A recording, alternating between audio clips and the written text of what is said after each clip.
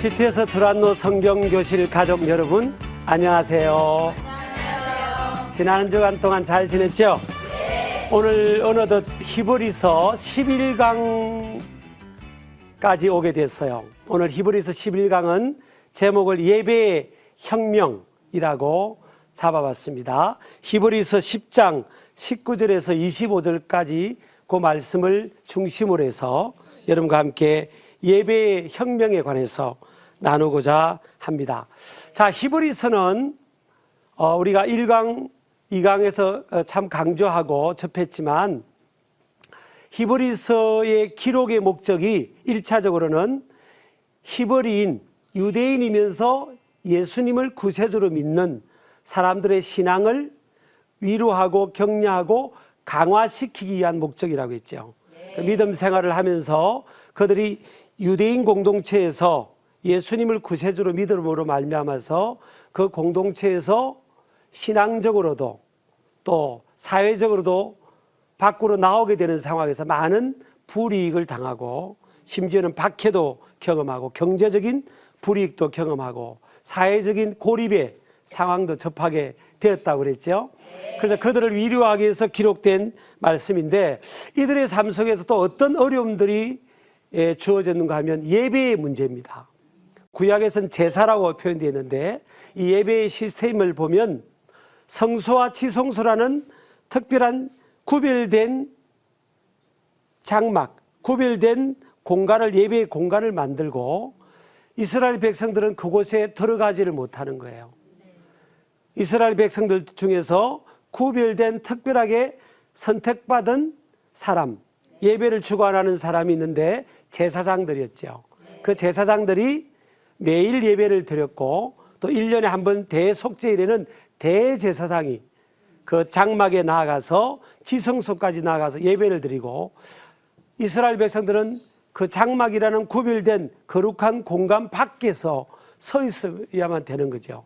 또 하나의 예배의 특별한 이스라엘 백성들의 히브리인들의 예배의 특징 중에 하나는 피가 필요했는데 무슨 피가 필요했는가 하면 짐승의 피예요.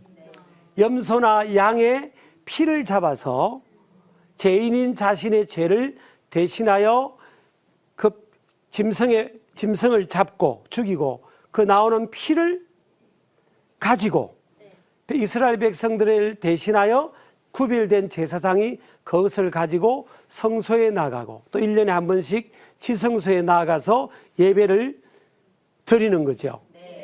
그러니까 이런 예배가 1400에서 약 1500년 동안 예수님께서 탄생하시기 전까지 1400~500년 동안 이 예배 제도, 예배 시스템, 구약의 이 제사 시스템이 그대로 이어져 왔던 거예요.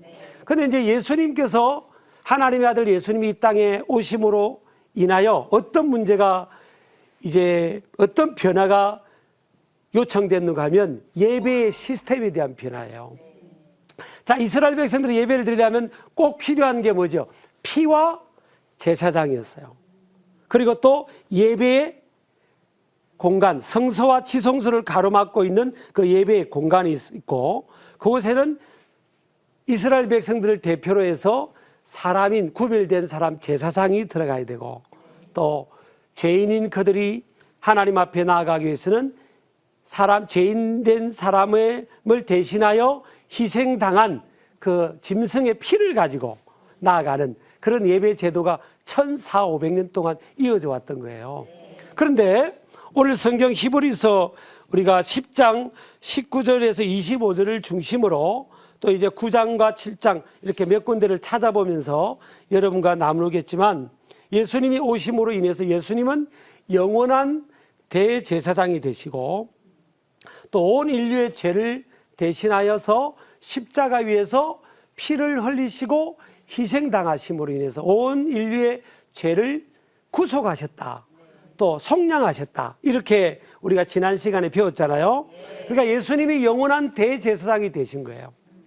그리고 예수님께서 이제는 짐승의 피를 대신해서 한 번에 once and for all, 단번에 짐승의 피는 짐승은 매일매일 잡아야 됐어요. 짐승을. 그러니까 여러분 옛날에 구약의 제사장이 안 된 게 얼마나 감사한지 몰라요. 저는 신약시대 목회자가 된 게 너무 감사해요. 구약의 제사장 되면 매일 짐승을 잡아야 되고요. 매일 짐승에 피를 묻히면서 벌벌벌 떨면서 하나님 앞에 그 피를 가지고 뿌리면서 나아가야 되고요. 오늘 예수님이 오시면서 예배의 혁명이 일어난 겁니다. 우리는 물론 예수님을 믿게 되면서 교회 가서 믿음 생활을 하니까 그 전에 하나님을 믿는 예배 시스템을 우리가 모르기 때문에 혁명이란 부분이 좀 생소하게 느껴질 수 있겠지만 그 당시에 이스라엘 백성들 또 유대인들에게는요 예배의 혁명입니다. 예수님을 믿고 믿음으로 그냥 내 마음으로 예수님 믿고 끝나는 문제가 아닌 거예요. 예수님이 누구냐는 거예요. 예수님이 그들에게 영원한 대제사장으로 오셔서 이제는 예수님이 오심으로 인해서 그들이 1400~500년 동안 붙들고 있던 제사장 제도가 필요가 없게 된 거예요.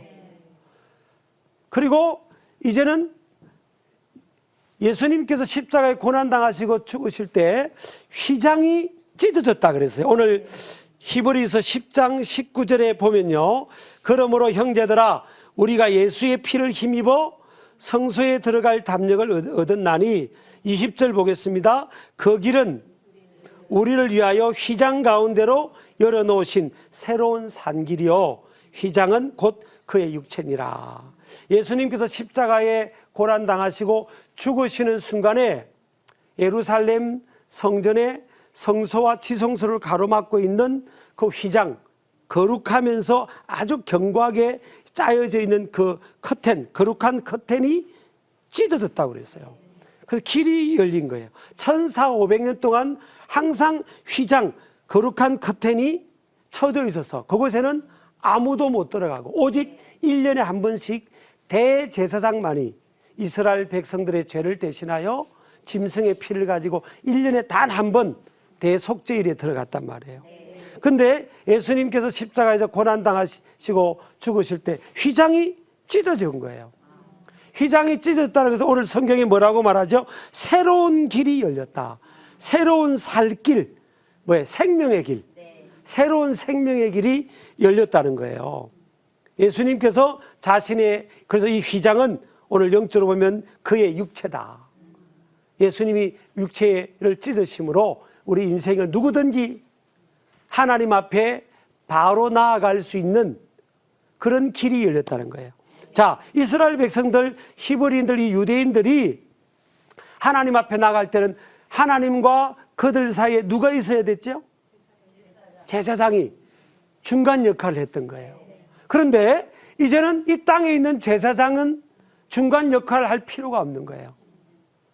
아무도 성소에 지성소에 이스라엘 백성들은 못 들어갔어요. 제사장만 들어갔어요. 그리고 또 더 큰 제사장이 대제사장이 1년에 한 번씩 지성소까지 들어가서 백성들을 대신하여서 예배를 드리는 거예요. 그리고 이스라엘 백성들은 그 성소와 지성소와 성소의 밖에서 거기서 그냥 우리 대신해서 제사장이 예배를 잘 드리고 계시나 그렇게만 있는 그게 그 예배의 시스템이 1400~500년 동안 이어져 왔단 말이에요. 근데 이제 예수님이 오심으로 인해서 이제는 하나님과 그들 사이에 예배를 대신 드려주는 죄를 용서받기 위해서 대신 기도해주는 제사장 제도가 시스템이 깨트려진 거예요. 왜 그렇죠? 제사장이 필요 없다는 게 아니에요. 하나님의 아들 예수님이 이제는 영원한 하나님과 우리 사이에 중간 역할을 하는 영원한 대제사장이 되셨다. 그것이 여러분 오늘 우리 히브리서 10장 12절요. 오직 그리스도는 죄를 위하여 한 영원한 제사를 드리시고 하나님 우편에 앉으사 그랬어요. 그래서 우리 대신 영원한 제사를 드리시고 우리 죄를 위하여 하나님 우편에 앉으셔서 이제 우리 하나님과 우리 사이에 영원한 중보자 역할을 하는 제사장이 되셨다라는 겁니다. 또 하나는 뭐예요? 이스라엘 백성들이 예배를 드리기 위해서는 어디를 갔어야 돼요? 성소와 지성소가 있는 거룩한 장막의 고개만 가야만 예배를 드릴 수가 있고 그들의 죄를 용서받는 시스템이 그곳에서 이루어진 거예요. 그리고 자신의 죄를 용서받기 위해서 짐승을 이제 들여서 그 짐승을 잡는 그런 아주 과정을 거쳐야 된 거예요. 자, 이제는 영원한 대제사장 되신 예수님이 오셔서 그걸 다 이제 그 시스템을 깨뜨린 거예요. 그리고 새로운 길을 열어서 이제 누구든지 이 땅에 있는 제사장이 필요 없이 누구든지 하나님 앞에 새롭게 열어진 휘장이 찢어졌으니까 그 길을 따라서 하나님 앞에 나아갈 수 있게 된 겁니다. 자, 그래서 이게 여러분, 이것은 그 당시에 유대인들에게는 혁명입니다. 혁명. 혁명이라는 것은 뭐예요? 약간씩 점진적인 변화가 아니라 하늘과 땅 사이에 갑작스러운 변화인 거예요. 엄청난 패러다임 시프트가 일어난 거예요. 그러니까 이게 뭐지? 우리가 1400~1500년 동안 이렇게 우리가 믿는 하나님께 예배하고 왔고, 우리 조상들도 그러고 우리 동네 사람들도 이렇게 예배하고 왔는데, 지금 우리가 예수님을 믿는 것은 오케이 하겠는데, 하나님의 아들이 나를 위해서 십자가에 고난 당하시고 또 죽으셨다가 3일 만에 부활하셔서 내 죄를 용서받고 또 내가 하나님의 자녀가 된 것은 내가 받아들일 수 있겠는데, 내가 지금까지 우리 부모님이 지금까지 살아왔던 신앙생활을 했던 이 예배 시스템을 바꾸라고? 그전께 필요 없게 됐다고? 이런 데에 대해서 이들이 굉장히 당황할 수 있는 거예요. 그래서 히브리서 9장 10장을 통해서 이 예배 시스템이 그전에 1400~1500년 동안 이 땅에서 드렸던 그 제사, 성막을 만들고 또 성소와 지성소가 있고 자신들을 대신해서 제사장이 있고 대제사장이 있는 이런 시스템들은 하나님 나라에서 드려지는 예배의 그림자와 모형이다는 겁니다. 그림자와 모형이다 하는 것을 지금 오늘 히브리서 9장 10장에서는 지금 말씀을 하고 있어요. 그리고 또 땅에서 이 제사장이 주관하는 이런 제사, 이 예배 시스템은요, 왜 또 불완전한 이 예배와 제사 시스템인가 하면 제사장들은 또 죽잖아요. 그리고 이 땅에 있는 제사장은 자기들도 죄를 짓는 거예요. 그러니까 그 제사는 매일 드려야 되는데 불완전한 제사 시스템이죠. 그래서 우리 예수님께서 이 땅에 오셔서 휘장을 찢고 영원한 대제사장이 되어주셨다라는 겁니다. 그래서 예수님이 오심으로 그들에게 무슨 예배 혁명이 일어났죠? 이제 다시는 뭐예요? 예수 그리스도의 십자가 구속은 예배를 위해 짐승의 피가 더 이상 필요 않게 되었다는 사실을 의미하는 거예요. 그래서 히브리서 9장 12절 보면요, 염소와 송아지의 피로 하지 아니하고 오직 자기의 피로 영원한 속죄를 이루사 단번에 성소에 들어가셨느니라. 이 땅에 있는 제사장들이 예배할 때는 짐승의 피가 필요했잖아요. 그런데 하나님의 아들 예수님은 자기가 자기 몸을 희생하면서 그 자신의 피로 영원한 속죄를 이룬 겁니다. 여러분, 엄청난 예배 혁명인 겁니다. 그들에게는. 자, 그래서 우리도 보면요, 예수님을 우리가 믿게 되면 우리의 삶의 모든 영역에 혁명적 도전이 시작된 거예요. 자, 이제는 그전에는 달이 신인 줄 알았는데 달을 만드신 분이 진짜 신이 계신 거예요. 그분이 하나님이잖아요. 그분은 예수님을 통해서 그분에게 우리 연약한 우리들도 언제든지 누구나 언제 어디서든 나가서 예배할 수 있는 이 예배의 문화가 우리 속에 들어온 거예요.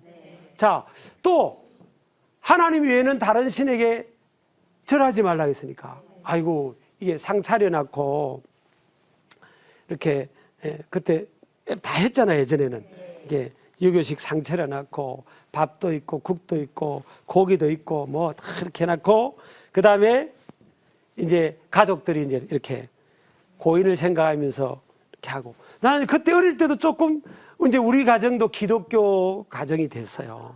물론 할아버지 할머니부터 다 이제 저로 인해서 이렇게 전도되고 다 이렇게 완전히 바뀌고 뭐 삼촌 고모까지도 다 이렇게 기독교인이 됐거든요. 자, 근데 어릴 때 제가 어른들이 하니까 저도 그냥 따라서 이렇게 유치원 다닐 때나 유치부 나이 때나 초등학교 1, 2학년 때도 뭐 저도 절도 하고 이렇게 했는데 하면서 제가 좀 의아스러운 게 있는 거예요. 아니, 절을 한번 하고 그 다음에 숟가락으로 밥을 이렇게 떠가지고 국에 이렇게 옮겨주고 또 젓가락도 고기 한번 놨다가 또 다른 데로 한번 옮겨놨고 난 그래서 이거 진짜 조상신이 있으면 밥도 혼자 못 먹나? 그런 생각이 드는 거예요. 아니 왜 밥도 또 먹여줘야 되지? 아니, 그렇게 힘이 없는 신인가?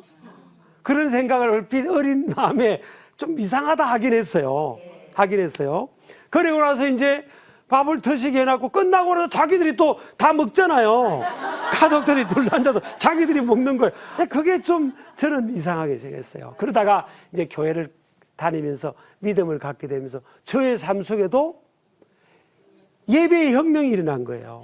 여러분도 아마 마찬가지일 거예요. 이게 뭐 절하고 돌아가신 분이 와서 그 밥 떠먹는 것도 아니고 참 진짜 하나님께 우리가 예수님을 통해서 예배해야 되는구나. 그런 걸 우리가 도전을 받게 된 거죠. 그래서 저는요, 오늘 예배에 대해서 좀 나왔기 때문에 우리 시청자분들도 여러분 계시겠지만, 우리가 정말 저는 이 말을 좀 하고 싶어요. 70년대부터 우리 한국 이 사회에서 기독교, 교회가 크게 부흥이 났습니다.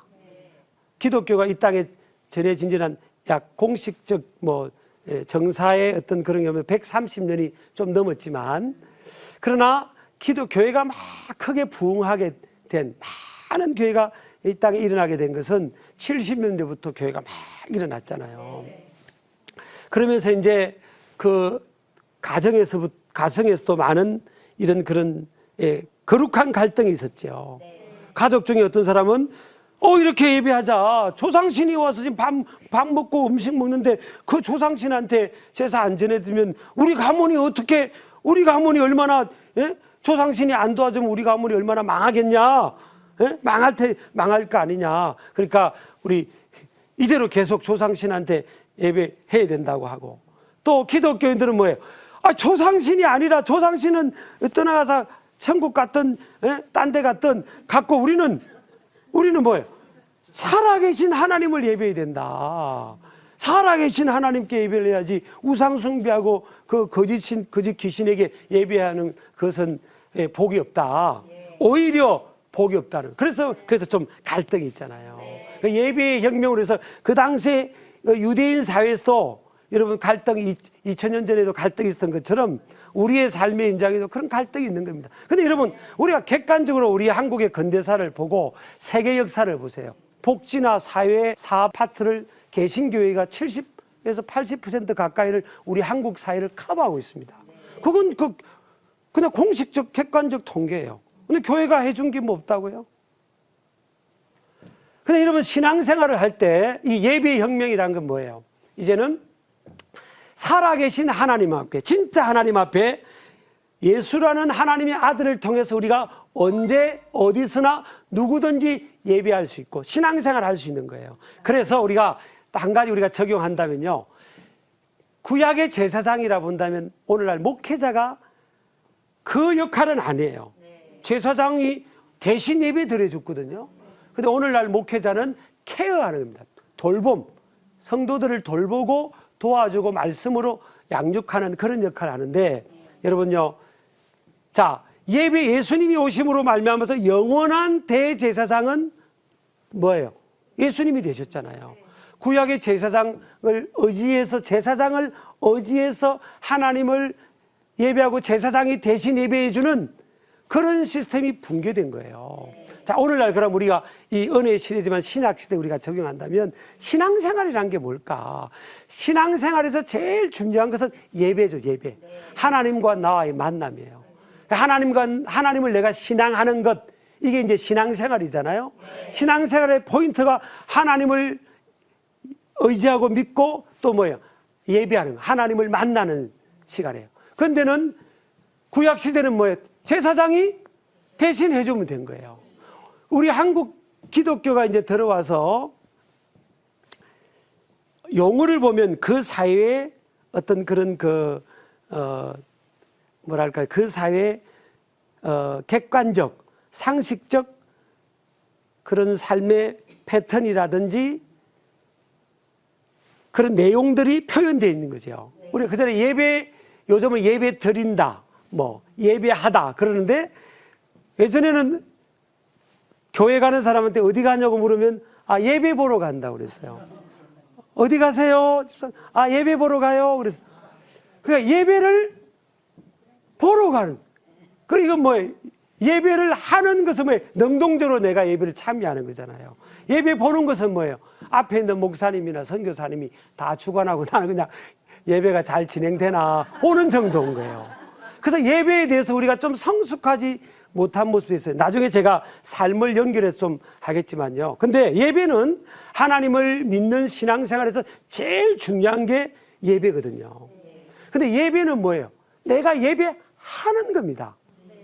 신앙생활은 뭐예요? 내가 예수님을 통해 하나님을 믿고 의지하는 내 신앙으로 신앙생활하는 거예요. 근데 그 가운데 우리가 내 신앙을 위한 근거가 뭐 목회자라든지 아니면 또 어떤 영적 리더라든지 사람이 어떤 내 신앙과 예배의 어떤 그 동기가 되고 그것이 근거가 되면요.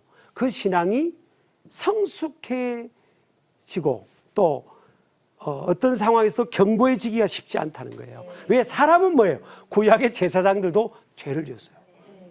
목회자인 저도 하루 동안 착한 색감만 하겠어요? 어떤 때로 나한테 좀 잘못해서 어떤 목사님은요 그러더라고요. 어떤 목사님은 너무 순한 분이 있어요. 제가 누구라고 밝힐 수 없지만 너무 착해. 보이기도 너무 착하게 보여. 근데요 그분이 운전대만 잡으면 세상에 헐크로 박히는 겁니다. 막 이렇게 운전하다가 누가 끼어들면 이렇게 쌍시어트이 나오기 직전까지 저분이 왜 저러실까? 사람이니까 그런 거예요. 사람은 항상 연약한 존재고요.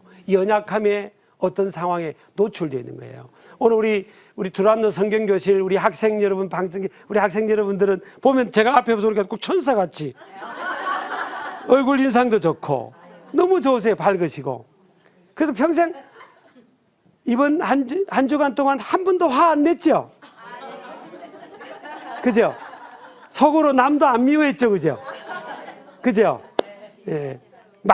말도 할 때마다 자녀들에게 말할 때 얘들아, 남편에게도 여보 이랬었죠. 목사님 그걸 말이라고 하세요? 아마 그러실 것 같아요.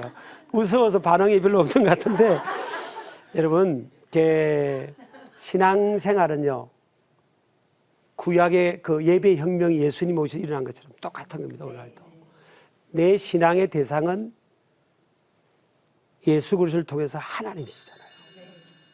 내 예배의 대상은 뭐예요? 영원한 대제사장 이제 예수님을 통해서 하나님을 예배하는 거예요. 그러니까 이 땅에 그러면 사람이 필요 없다. 아니 사람은 무시하라는 그게 아니에요. 사람은 내 의지의 대상, 내 신앙과 의지의 대상이 되면 안 된다는 거예요. 왜냐하면 사람은요 구약의 제사장도 죄인이었거든요. 자기 죄와 백성들의 죄를 짊어지고 성소와 지성소로 나갔거든요. 오늘날 여러분 이 땅의 영적 지도자나 또 여러분의 리더나 또 존경하는 어떤 분도 그분이 그냥 어떤 모습 보고 존경하지 절대적 완성형의 어떤 그런 인격과 삶으로 보고 그 존경하고 신뢰하다가는 큰 코 다치는 거예요. 옆 사람에게 우리 학생들끼리 한번 인사해 보세요. 저를 믿다가는 큰 코 다칩니다. 그렇죠? 그전에는요 우리가 이제 학교 선생님도 스승님이었잖아요. 지나가면 그림자도 밟지 말라고 했잖아요. 이제는 이 권위가 수평화된 시대이기 때문에 학교 선생님이 지나가면 아이들이요 그림자를 안 바른다고요? 학교 선생님들을 향해서요 요즘 애들이 이름도 부르지 않아요. 거의 별명을 하고요. 그런 시대잖아요. 그게 바람직하다는 건 아니에요. 그러니까 이게 이제 권위, 존경 이런 것들이 아주 이제 수평화되고 좋게 보면 수평화됐고요. 예, 낮춰진 시대이기 때문에 사람을 나 저 사람이 어느 교회를 여러분 가는데 어떤 목사님이 설교를 너무 잘하는 거예요. 나 이 교회 다녀야 되겠어. 이 교회 다녀야 되겠어. 저 목사님 설교에 내가 뿅 갔어. 저도 가끔 우리 교회 어떻게 이렇게 등록하셨냐고 하면요. 목사님 설교에 뿅 가서 등록했어요. 뭐 여러분들 못 믿겠지만 그런 분 계세요. 근데 제가 그러면 조심시켜요. 그러지 마세요. 아이고 저 환상 속의 거대 아니고요. 예.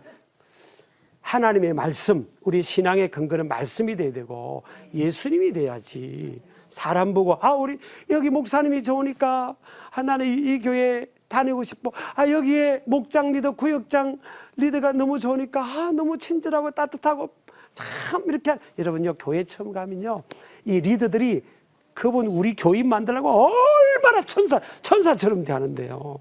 여러분이 밖에 가서 저기 뭐 물건 한번 사러 그 마트 가보세요. 물건 하나 팔려고 얼마나 천사처럼 이렇게 막 싸우다가도 예? 주인 부부가 서로 싸우다가도 고객이 나타나면 안녕하세요 그러잖아요. 그러잖아요. 근데 가까이 가보세요. 가까이 사람 냄새 나는 거예요. 그래서 그런 말도 있잖아요. 불가근 불가원. 사람은요 그냥 적당하게 지내야 돼요. 사람은요 의지의 대상이 아닌 거예요. 근데 한국 사회가 참 좋은 점도 많고 한국 교회 안팎에 좋은 점도 많죠. 우리나라 사람들의 이 강점을 참 너무너무 많습니다. 근데 한국 사회에 이 성숙하지 못한 부분은 뭐예요? 각 분야의 영웅이 별로 없는 거예요. 아무리 이런 업적을 이뤄놨다고 해도 그 많은 장점, 업적이 있다고 해도 말 한마디 실수하면 그냥 한 방에 훅 보내버리는 겁니다. 한 방에 확 보내버리는 시대예요. 근데 그렇게 가다가 남는 사람이 어디 있어요? 왜? 다 완전한 사람이 없는 거예요. 사람이 어떤 일을 하다 보면 목표 지향적이 되다 보면요 이게 막 정신없이 달려가는 거예요. 정신없이 달려가다 보면 어떤 데는 말 실수도 하고 또 그럴 수 있거든요. 저도 이제 저희 교회 이제 부목사님들, 전도사님들 또 교회 직원들이 또 적지 않은 수가 계시거든요. 제가 담임 목사로서 제가 화를 낼까요, 안 낼까요? 안 낼 것 같죠? 네, 그렇게 알고 끝까지 사시기 바랍니다. 네, 가능하면 안 내려고 노력하는데 제가요 남한테는 화 안 내죠. 남한테는 화낼 일이 없어요. 여러분 동네 저기 이웃집 아저씨나 저기 다른 동네 아저씨 모르는 사람 지나가면 화냅니까? 화낼 이유가 없어요. 그런데 같이 이렇게 어울려서 팀워크를 이루고 가족처럼 지내고 또 하나의 목표를 향해서 막 달려가다 보면 이렇게 서로 연약한 부분이 드러나는 거예요. 그래서 제가 가끔 우리 교회 부목사님들이 그래요. 우리 목사님들, 전도사님들 우리가 같은 교회에서 안 만났더라면 우리는 너무 잘 지냈을 거라고 했어요. 서로 그냥 존경하면서 이기영 목사님, 아무개 목사님 얼마나 잘 지냈었겠어요. 얼굴 하나 붉힐 필요가 없는 거예요. 그런데 같은 교회 안에서 어떤 비전을 향해서 달려가다 보면 또 서로가 긴장도 생길 수 있고 그렇거든요. 그럼 제가 막 어떤 데는 막 화가 나려고 할 때도 있어요. 뭘 해놔야 되는데 안 해놨고 그럴 때도 아주 가끔 있거든요. 그러면 속에서 이제 그때 사람이 나오는 겁니다. 막 화가 나려고 하는 겁니다. 화가 나려고. 그러면 제가 그래, 목사님들, 전사님들, 내가 좀 실수할 것 같아요. 그러니까 조금 이따가 만납시다. 그리고 제가요, 피해요. 가능하면 딱 피해버려요. 제가 나도 모르게 실수할 수 있잖아요. 실수할 수 있는 게 아니라 실수하는 존재 인간은요. 그래서 우리가 예배의 형령을 우리가 적용하자면요. 사람이 하나님을 내가 믿고 하나님을 예배하는 이 신앙생활에 있어서 사람이 가운데 중보자가 되거나 제사장 역할을 하는 쪽으로 여러분 그런 시스템을 두면 안 된다는 거예요. 아, 나는 우리 목사님이 참 은혜로우니까 이 교회 다닐 거야. 아, 우리 목사님 인격이 너무 훌륭해. 우리 네? 같은 집에 한번 살아보세요. 아닌 거예요, 아닌 거예요. 그러니까 예배는 뭐예요? 오로지 하나님과 나 사이에 예수님이에요, 예수님. 예수님이 제사장이 되시고 또 중보자가 되신 거예요. 아시겠죠? 그러나 이 피는 그럼 뭐냐? 두 번째는요, 예수 그리스도의 피는 영원한 속죄를 이룹니다. 그래서 너무너무 감사하게는요, 구약의 여러분에서 신앙생활하면요, 여러분 죄를 많이 지니까 짐승이 굉장히 많이 필요할 겁니다. 그죠? 부부싸움 한번 하고 또 짐승 한 마리 사가지고 또 제사장한테 가서 제사장님 이거 빨리 죽여가지고 우리 용서해 주세요. 우리 대신 가서 기도해 주세요. 그러니까 제가 볼 때는 제가 하루에 한 마리는 더 잡을걸요? 그렇잖아요. 근데 그 시스템, 그 복잡하고 그 거추장스러운 시스템을 예수님이 딱 깨트려 버린 거예요. 근데 그런 짐승의 피가 이제 필요 없다는 거예요. 우리 죄인은 하나님 앞에 나아갈 수 있는 자격이 없지만요, 이제는 어떻게 나가는 거예요? 예수님이 그 피를 흘리신 거예요. 영원한 그 피를 흘리셔서 이제는 하나님께 나갈 때는 하나님의 아들 예수님, 나라의 죄를 위해서 대신 피를 흘리셨죠. 내가 이 시간 그 피를, 예수님의 피를 힘입고 하나님 앞에 나갑니다. 예수님의 피가 나의 모든 죄를 깨끗하게 하실 줄을 믿습니다. 이렇게 이 예수님의 피를 내 심령에 믿음으로 뿌리는 겁니다. 그 고백한다는 게 뿌린다는 의미로 제가 표현한 거예요. 그리고 하나님 앞에 나가면 하나님 앞에 구약의 백성들이 제사장도 없이 또 짐승의 피도 없이 이렇게 나갔더라면 어떻게 됐겠어요? 이렇게 나갔더라면요, 바로 죽잖아요. 그렇잖아요. 근데 오늘날은 우리가 하나님 앞에 나갈 때 뭐예요? 그런 짐승의 피가 없지만, 피가 필요 없는 게 아니에요. 하나님의 아들 예수 그리스도의 피가 필요하다는 거예요. 그게 예배의 혁명입니다. 또 하나는요, 성막, 지성소와 성소와 지성소가 있는 그 이스라엘 그 예루살렘에 있는 그 성막에만 가야 예배 드리는 게 아니에요. whenever, 언제나 어디서나, 어디서나 우리는 예배할 수 있는 거예요. 그래서 하나님 앞에 우리가 예배자로서 세워질 수가 있다. 언제 어디서나. 교회 가서 예배당에 가서 예배도 하지만 생활 속에서도 우리가 하나님 앞에 예배하는 거예요.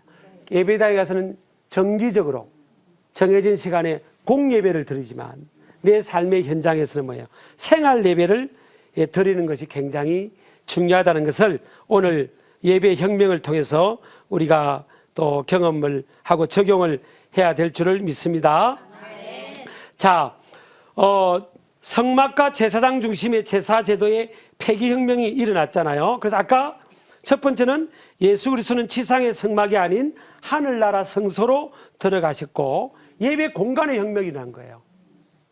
자, 이제는요, 우리가 지상의 성막으로 제사장이 들어갔어야 됐잖아요. 이제는 지상의 성막이 깨어지고 하나님의 아들 예수님이 지상의 성막에 머물러 계신 게 아니라 지상의 성막을 깨트리고 하나님 나라의 거룩한 성막, 성소로 영원한 대제사장이 올라가신 거예요. 그래서 우리도 뭐예요? 예배는 뭐예요?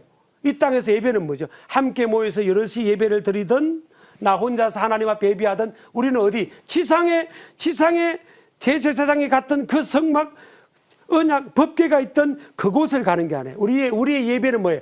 하나님 나라에 있는 눈에 보이지 않지만 영원한 성막, 그 성소, 그 성소를 향해서 예수님께서 휘장인 자신의 몸을 찢으셨기 때문에 그곳으로 우리가 예수님의 피를 힘입고 나아갈 수가 있는 거예요. 하나님 앞에 나아가는 겁니다. 이건 엄청난 예배의 혁명이죠. 그래서 우리가 예배할 때는 뭐예요? 하나님 나라를, 하나님의 나라, 하나님이 계신 하나님의 보좌가 있고 그 우편에 앉아 계신 예수, 우리의 영원한 대제사장 되신 예수님을 바라보면서 그곳을 향해서 나아가는 겁니다. 그것이 우리가 오늘날 우리의 삶에도 예배의 혁명으로 적용돼야 될 줄을 믿습니다. 그래서 자, 이제 6가지를 좀 적용해 보려고 합니다. 오늘 말씀을 통해 따라합시다. 나는 예배자입니다. 자, 예배를 잘 드려야 신앙생활을 바로 할 수 있고 믿음이 자랄 수 있는 거예요. 우리 인간의 존재 목적이 사실은 이사야서 43장 21절 보면 하나님께서 우리를 지으신 목적이 하나님을 찬양하도록 하기 위해 지었다는 거예요. 인간의 존재 목적이 뭐라고요? 돈 버는 거. 목사님 아니에요. 뭐니 해도 뭐니죠.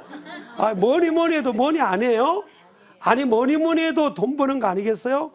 그렇지만 하나님께서 우리를 창조하신 창조주의 창조주를 위해서 피조된 창조된 저와 여러분의 존재하는 목적이 뭐냐? 하나님을 예배하는 거예요. 그래서 요한복음 4장 23절 24절에 보면 하나님은 예배하는 자, 신령과 진정으로 예배하는 자를 찾으신다는 겁니다. 하나님 누굴 찾는다고요? 신령과 진정으로 예배하는 자. 그래서 여러분 제가 이게 안 믿는 사람들은 또 조금 부담스럽게 될 수 있겠지만 예배의 자유, 신앙의 자유가 있는, 그리고 예배하는 예배당이 세워져서 신앙의 자유가 있는, 예배하는 사람들이 있는 그 나라와 민족을 보세요. 하나님의 축복이라는 게 있잖아요. 영적인 축복이 있죠. 또 심령의 평안의 축복이 있죠. 어려울 때 도움이 되는 위로의 축복이 있죠. 또 뭐예요? 더불어서 또 경제적인, 다른 나라보다 예배하는 나라, 예배하는 민족은요, 교회가 있고 예배하는 민족은 하나님께서 하늘의 문을 활짝 여셔서 예배하는 그 예배자에게, 그 민족에게 축복하시거든요. 아멘이죠? 네, 그래서 따라합시다. 나는 예배자입니다. 자, 6가지를 간단하게 제가 강조합니다. 예배가 무너지면 모든 것이 무너진다는 생각을 가져야 됩니다. 우리 인생을 살면서 우리가 6가지 원리를 갖자고요. 예배에 관해서 예배가 무너지면 모든 게 무너진다는 겁니다. 여러분, 예배가 내 인생의 액세서리처럼 생각하면 안 된다는 거예요. 예배는 내 삶의, 내 존재의 이유고 목적이고 또 중심이 되어야 된다는 거예요.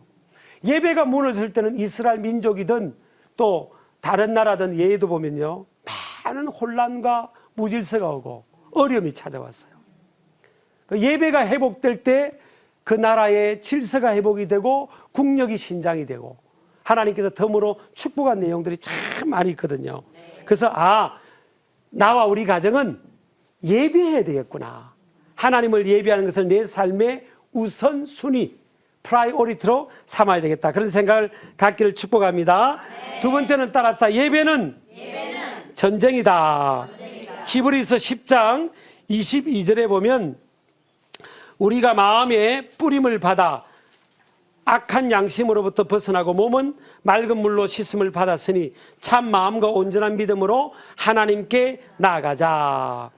자, 참 마음과 온전한 믿음으로 하나님께 나아가자 그랬죠. 다니엘서 6장에 보니까요, 6장 10절에 보니까 다니엘은 다른 나라로 잡혀갔잖아요. 바벨론이라는 나라로 잡혀가서 그곳에는 예배당도 없고 예배하는 사람들이 많지도 않고 친구 3명 딸랑 있고 그런 상황이었어요. 그리고 다니엘이 워낙 하나님이 함께해서 뛰어난 사람이니까 다니엘을 이렇게 그 정적들이 해치려고 안 좋은 법을, 특별법을 세워서 예배하는 사람들을 다 잡아 사자굴 속에 던지는 그런 법이 생겼잖아요. 그럼에도 불구하고 다니엘은 뭐예요? 하루에 3번씩 예배했다 했어요. 하루에 3번씩 예루살렘 성전을 향해서 창문을 열고 예배했다고 했습니다. 그런데 사자굴 속에 던져지지만 하나님께서 예배하는 개인과 가정과 나라, 민족은 망하는 법이 없어요. 하나님이 보호해 주셔가지고요, 사자의 입을 하나님 막으셨잖아요. 그래서 다니엘이 하룻밤 동안에 사자와 함께 생존한 겁니다. 그래서 다니엘이 올라가고 이제 정적들을, 왕이 진노해서 정적들을 그곳에 던져냈더니 사자의 밥이 되어버렸잖아요. 여러분, 예배에는요, 예배하는 이 시간, 이것은요, 우리가 전쟁처럼 싸워서라도 확보해야 됩니다. 내가 시간 나면 예배해야지. 그래가지고요, 이게 예배 시간 확보가 잘 안 돼요. 개인 경건 생활이든 우리가 이러면 공예배 생활이든 그렇거든요. 그러니까 예배는 뭐라고요? 어떤 모토를 가지고 있어요? 예배가 무너지면 다 무너진다. 두 번째는 예배는 전쟁이다. 세 번째는 뭐예요? 예배는 승리다. 따라합시다. 예배는 승리다. 히브리서 10장 35절 보면 그러므로 너희 담대함을 버리지 말라. 이것이 큰 상을 얻게 하느니라. 궁극적으로 큰 상은 하나님 앞에서의 승리를 말하거든요. 예배는 뭐라고요? 승리입니다. 승리. 그래서 사무엘 선지자와 다윗이 어려움이 있을 때 그들은 미스바에 모여서 하나님 앞에 예배했더니 적을 하나님께서 물리치게 하셨잖아요.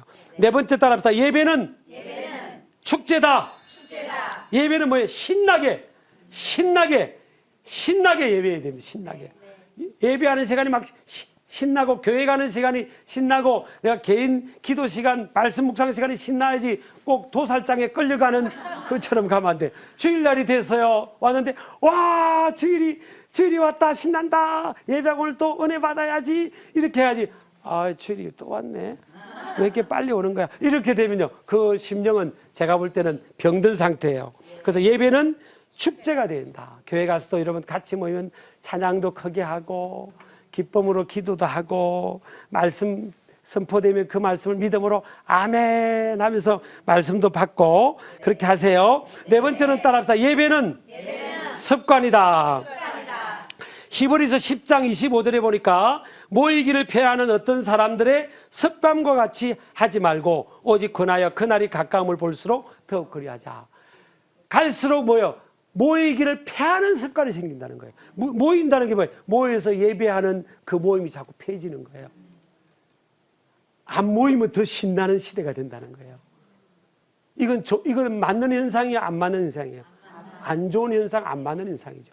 그 날이 가까움을 볼수록 그 날은 뭐예요? 예수님이 다시 재림하신 날. 예수님이 재림하시는 날이 가까울수록 사람들은 교회에 모여서 함께 모여서 예배하고 이런 것들이 자꾸 패해지고 안 좋은 습관이 생기는 거예요. 그것을 그렇게 하지 말자는 거예요. 우리는 뭐 하는 습관이에요? 예배는 습관이다. 예배는 습관이. 성경 읽는 것도 습관, 기도하는 것도 습관, 밥은 꼬박꼬박 하루에 3끼 먹으면서 그렇잖아요. 말씀은 안 읽고. 그렇죠? 예, 더 이상 말 안 할게요. 예, 따라서 예배는 마지막으로 뭐예요? 어떤 모토죠? 삶이다, 삶. 히브리서 10장 24절 보니까 서로 돌아보아 사랑과 선행을 격려하라 그랬어요. 서로 돌아보는 예배는 내 예배당 안에서만 예배로 끝나면 안 돼요. 한국 사회가 안 믿는 사람들에게 좀 우리가 성과학질을 많이 받는 이유 중에 하나가 예배당 안에서는 다 천사인데 그렇잖아요. 삶의 현장으로 가서 우리가 너무 약했던 거예요. 우리가 그렇다고 우리가 너무 자격지심을 가지라는 게 아니지만 삶의 현장에서 삶으로 드리는 예배까지도 우리가 가서 성숙한 예배자로 세워지기를 주의 이름으로 축복합니다. 네, 우리 여러분 히브리서 오늘 말씀을 여러분 삶 속에 잘 적용해가지고요. 여러분의 삶 속에서 예배의 혁명을 경험하고 일으키기를 주의 이름으로 축복합니다. 네, 감사합니다.